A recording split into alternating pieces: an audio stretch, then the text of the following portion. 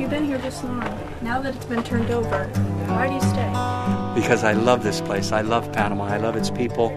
I love the oceans. I love the mountains. The interiors of Panama are beautiful. People are wonderful. And it's really calmed down a lot now that the Americans have moved out. As the saying goes, you don't have the Uncle Sam to kick around anymore.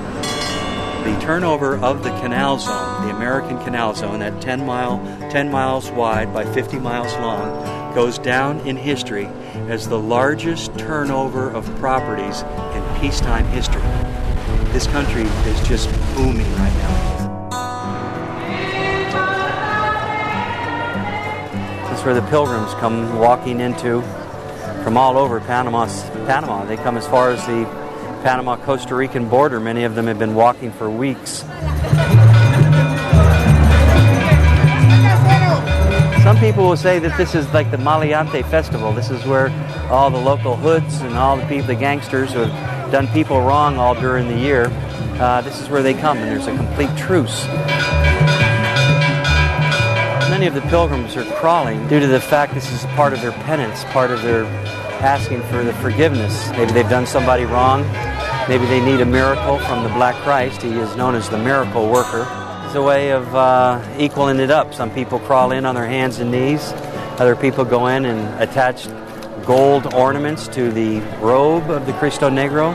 There's a variety of ways to do your penance, and crawling is just one of them. ¡Vive, vive! ¿Quién vive?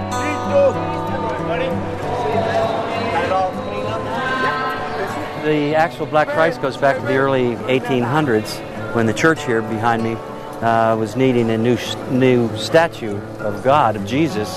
One version of it goes that he was thrown over the casing crate in which he was in was thrown overboard to lighten up the load because of a bad storm, and they came floating ashore, and fishermen found him and brought him back.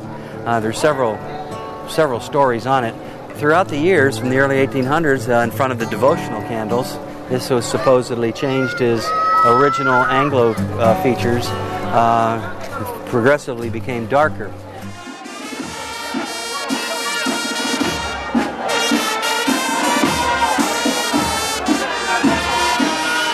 The story goes in World War II, a group of military, several hundred military men came here to help celebrate the Nazareno.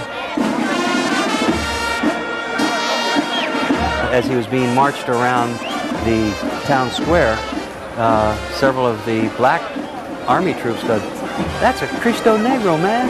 Viva Cristo Negro!" And it just kind of stuck, and it took off from there. So he's now referred to since the 40s as the Cristo Negro, but it was a result of the smoke coming up from the candles.